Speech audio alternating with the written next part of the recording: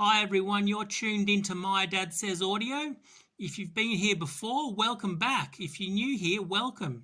Today we're going to be looking at my father's Technics Sp10mk2 with heavily modified Jelco 12-inch Tonearm. Dad, what can you tell us about the combo? Okay, continuing on with our, I guess you'd say, vintage turntable series. We've got an example here of a Technics Sp10mk2 turntable in a teak plinth, custom teak plinth with a rather heavily modified Jelco 12-inch tonearm. It's quite a nice unit. I've done, like a lot of our stuff, some degree of work on this. If you have a look down here, you see the power supply. Power supply I've completely rebuilt. Every capacitor, every resistor, and I've recalibrated it. It supplies a couple of different voltages. There's I'm just trying to remember. There's 3 DC supplies on it. One supplies the neon light. If you have a look here, I'll just start it. You should be able to see it. No, you mightn't be able to see it, but actually, if you have a look, it does work quite well. The supply is 45, 78, back to 33 again. Stop. As you can see, it's got a copper mat on it, which was from Larry Denham. What was his? TT weights. Yeah, TT weights. Also, we got this brass weight from TT weights as well. So I use that with this combination as well. And also he has this, which sits on the top of the yoke, just there. And although you can't see it, that's like an inverted cone that screws into a small bath of silicon right on the pivot point, so it offers a bit of damping.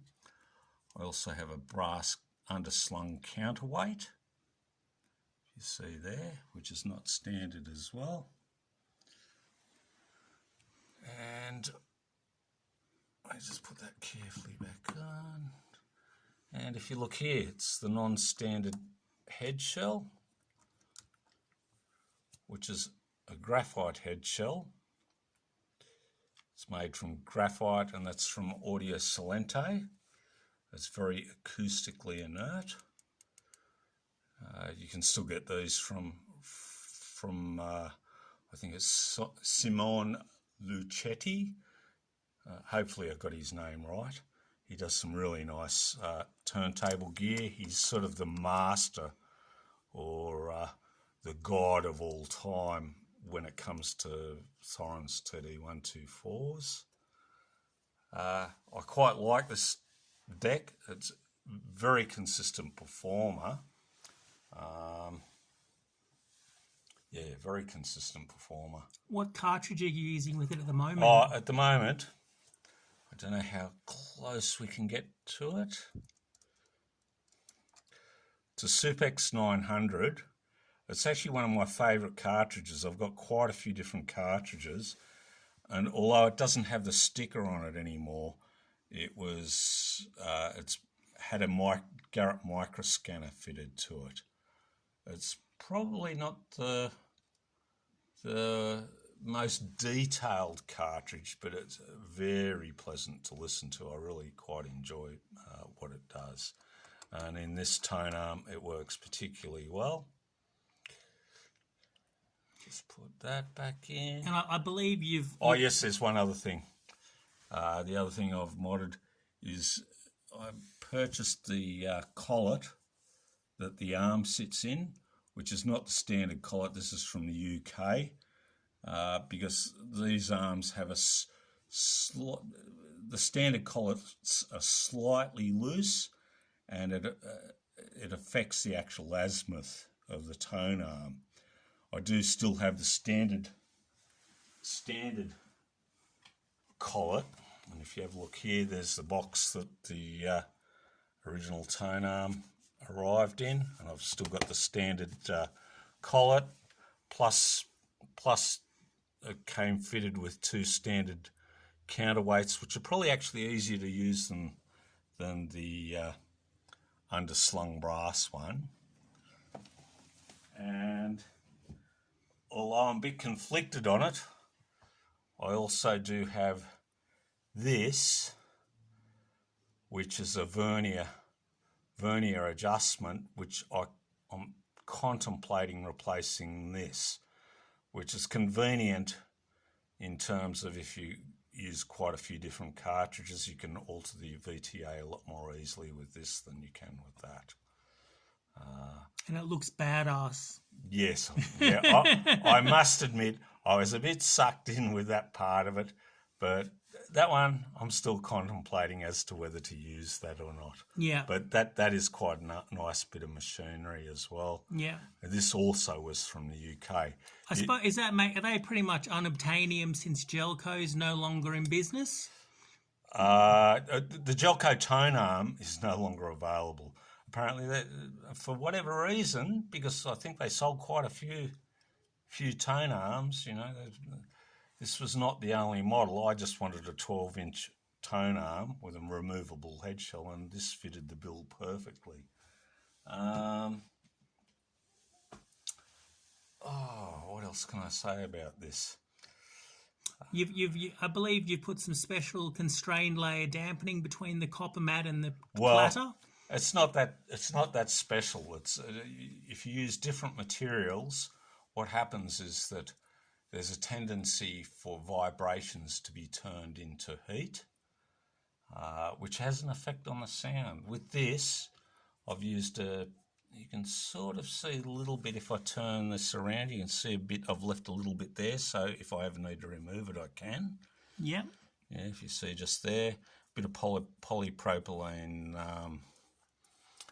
sheet plastic between the copper, so it's multi-layer platter, if you like.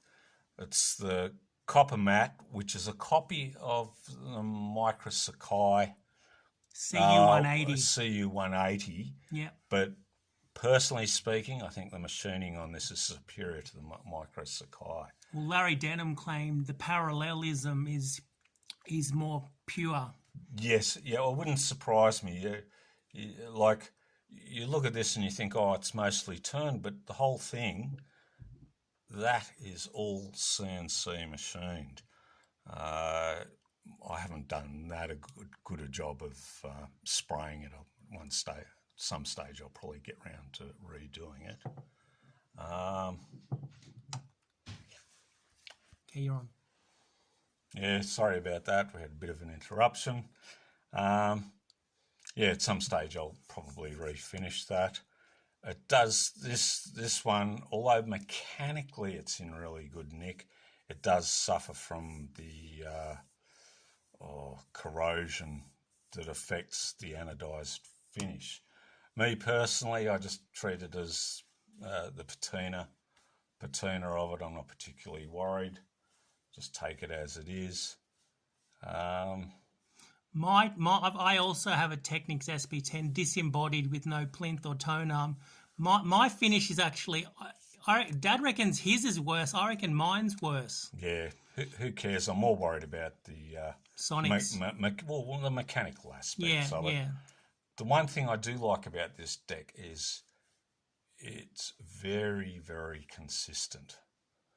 You're never really aware of any sort of speed variation on any sort of level. And it pulls quite a bit of detail out. Oh, the other thing I forgot to say is these tone arms used to come without a tail lead. I custom made a tail lead for this using pure silver 0.5 of a mil solid core, totally scratch built, because they don't actually supply you with one. Yeah, it's quite, once again, one of the nicer turntables out there that I've got, and I have no intention of getting rid of it. All right. Anyway. All right, everyone. If anyone's got any questions, comments, put them in the section below. If you like this video, please consider liking, sharing, and subscribing. It really helps our channel. All right, everyone. Until next time, have a good one. Bye.